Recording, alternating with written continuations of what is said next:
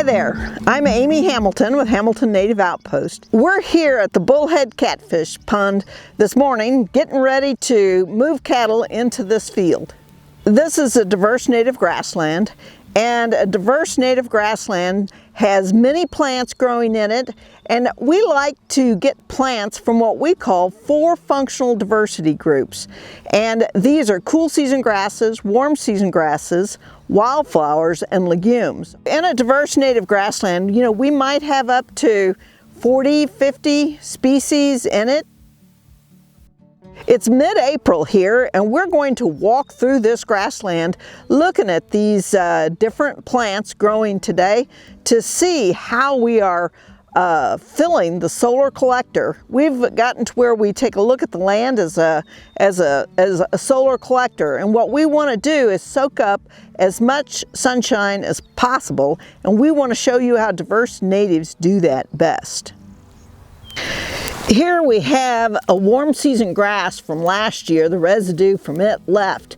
So you can see that it's not growing. This here cool season blade and the sedge, sedges are cool season as well, coming up through that old growth.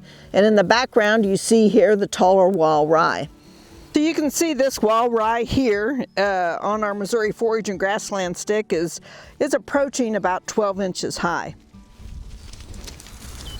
Our goal is to graze these grasses, is just to take the first bite off of these cool season grasses, because we're wanting to leave some blades so that we can start to photosynthesize and grow this forage back real quick.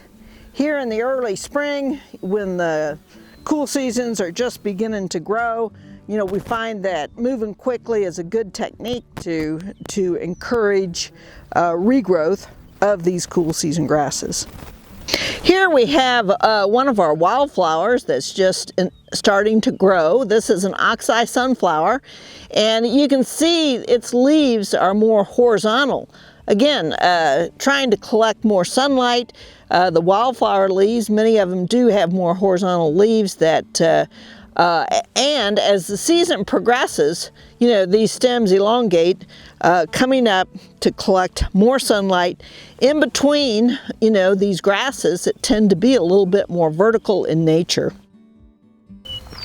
So you can see we have some warm season grasses here left in this pasture, and we've gotten to where we try not to let this bother us, because these warm season grasses can make good nesting habitat for quail underneath it. And then later, throughout the growing season, as the cattle graze, these forages, this residue gets stomped to the ground, and as it's stomped to the ground, it makes an effective mulch. This mulch is important to keep the water that we get in the ground. Just like mulching your garden, it stops water from wicking out of the soil into back out into the atmosphere. So we've come to look at the land, as a solar collector, and we are trying to maximize photosynthesis in our collector throughout the year. And here in Missouri, to do that, we need these cool season grasses here early in the spring and later in the fall. And we also need the warm season grasses in the summer to do that. The more we can photosynthesize, the more forage we're making, and that's what we're trying to do. To make high quality forage, it takes an actively growing plant. So you can see that these warm season grasses would not be good to graze today. That's leftover, and it just doesn't look very palatable. And the cool season grasses are what they will be selecting today. However, later in the season, in the summertime, the warm season grasses are actively growing, and warm season grasses are actually very high in energy, and cattle crave this energy, and it's what helps the cattle to put on fat, as they during the summertime as they graze. So we'll be back here later. As the season progresses, we want to come back and show you how these different grasses and wildflowers are photosynthesizing and growing to maximize photosynthesis throughout the year. So stay tuned.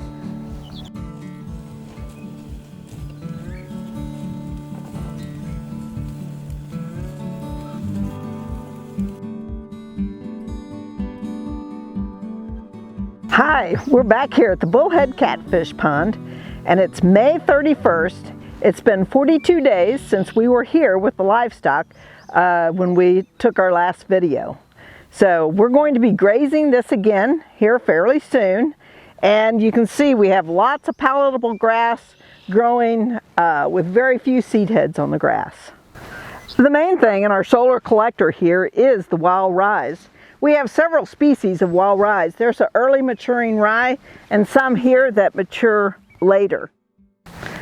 Sedges and other early blooming cool season grasses such as June grass and wedge grass are important to the spring solar collector.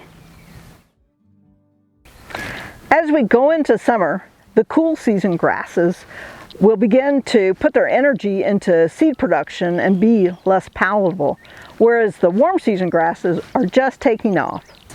This warm season grass, big blue stem, is 24 to 30 inches tall. Here's an oxeye sunflower. You can see it's grown a lot since April when it was only just a couple inches tall. The plant has bolted and come upright along with the rise so that the leaves could keep gathering sunlight. This plant is also palatable to livestock. We'll graze this soon and take another bite off of it. We'll be back later in the summer to see how the cool seasons are taking a break and the warm seasons are actively growing.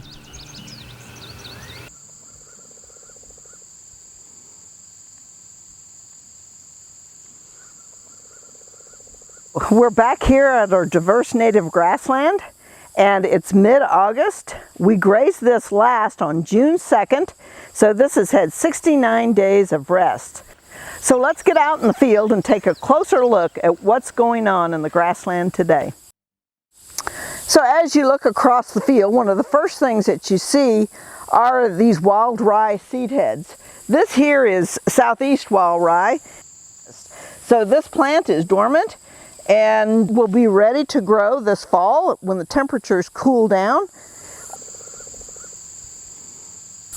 We like to see these rye seed heads in our management because it ensures that we'll have seed in the seed bank for future cool season grasses. So last April and May we looked for the sedges, and they were shorter plant material, and the cattle have grazed some of these off, and they're just not very big out here in this grassland, so they're hard to find today, and we'll have to wait till spring to see them again. The most colorful plant in the field is this oxeye sunflower. It was grazed in June and is in full bloom today.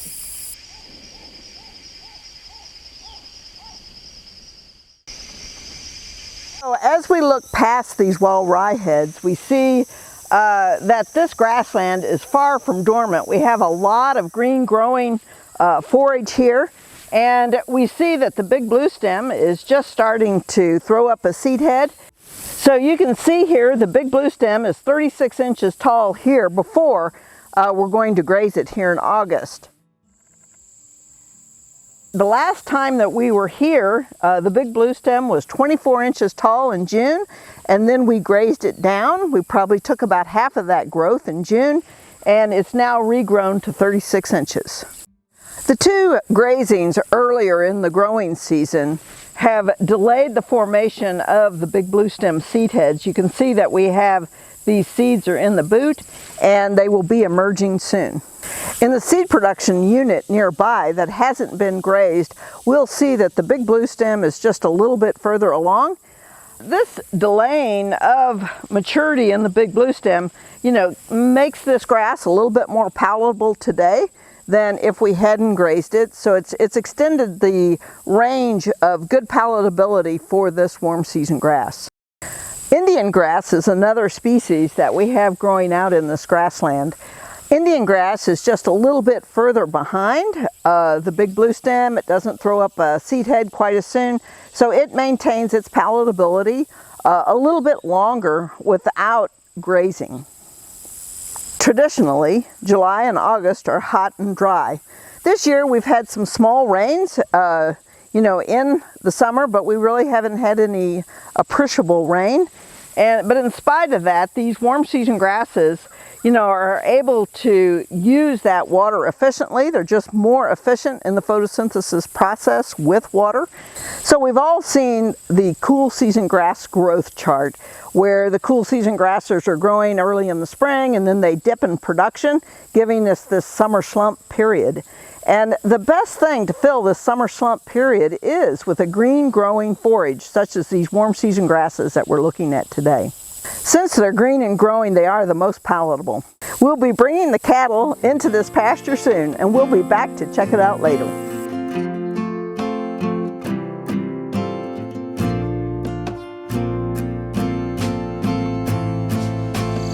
So we just moved the cows after the last graze of the growing season. As you can see, we've got a lot of knockdown forage. We've used a lot of the forage, and we've certainly changed the look of this field. Yet we have enough residue, enough standing residue for quail and other grassland birds to make nest in next spring. This knockdown forage minimizes runoff and evaporation of water from the soil before the plants get to use it. Since this graze was heavy, we got a lot of manure and urine laid down on the field. We don't fertilize, and these nutrients from the cows will be cycled to the next growing crop. We wanted this graze to be heavy to set up for maximum regrowth for our winter stockpile. Winter stockpile is really important because that is when our forages are the most expensive to provide to our cattle. The water efficient warm season grasses will regrow faster than the cool season rye, and this will provide the bulk of our winter stockpile. We'll be back later in the year to check out our diverse native stockpile.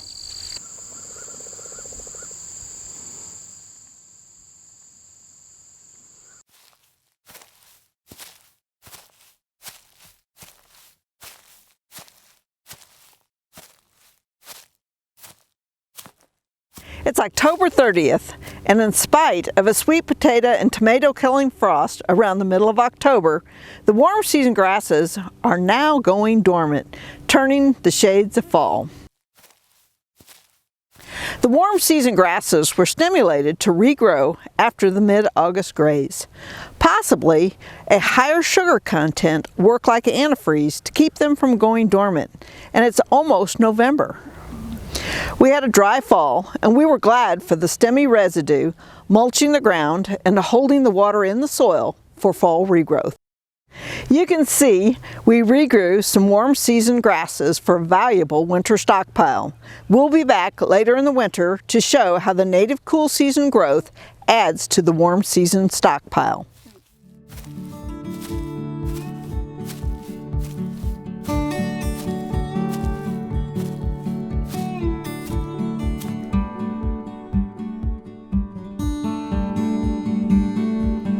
We first looked at this field last spring. It's now early March, and we're moving our cows in for the last winter graze of our diverse native stockpile. 2 weeks ago, we had a big snow and a long spell of below zero weather. Let's take a closer look at the field. And you can see the dormant brown warm season grass has protected the green wild rye, sedges, and the cool season wildflowers. I wanted to compare our native cool season green up to fescue at this time of the year.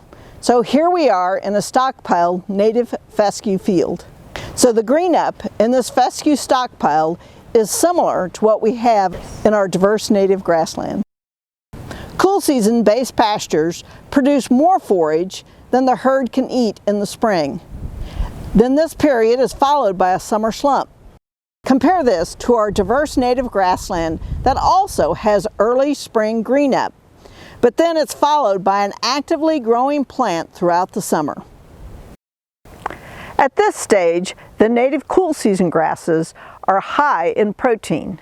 Cool season grasses help balance the cow's protein and energy needs with the warm season dormant forage.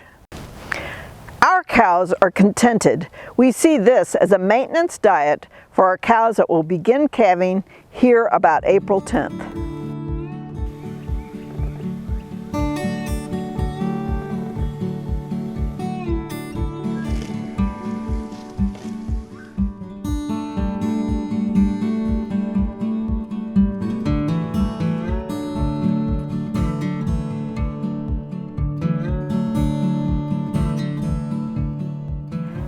farmers, we are used to thinking about having one species in this field and another one over there. But we've been using functional diversity, cool season grasses, warm season grasses, legumes, and wildflowers, planted side by side that feed cattle all year long. The real reason these diverse native grasslands work is it copies nature's own design. There is a reason you don't see monocultures in nature. So instead of fighting Mother Nature, we are working with her by planting a variety of species that have a history of working together. With a monoculture, there is a short time of the year when that particular plant is really growing and catching the sun. With diverse natives for grazing, there are various plants ready to catch the sun and utilize the energy for photosynthesis. Just like there is always a plant to catch the sun, there is also always a plant ready to use the rain whenever it comes. Warm season grasses have deeper roots that are more efficient with water. This is adapted to Missouri's hot, dry summers, whereas the cool season grasses have shallow roots that are suited to soaking up those spring rains. Multiple species provide more stability to our farm. We can't guess when the next rain, frost, or drought is, but we're protected if any single species is set back because something else is always ready to step up and take its place. This is how we can drought-proof our ranch. Deep roots build deep soils, especially native grasses that share their sugars with soil life. Scientists call this the liquid carbon pathway. This exchange of sugars feeds soil life, making nutrients available for plant growth. We know a fertilizer truck wasn't following the bison around, yet our prairies have been the breadbasket of the world. Soil health below ground is created with diversity above ground. Diverse native grasslands are the design, not only for healthy soils, but wildlife as well. Check out our video about how grazing diverse natives is the best for quail.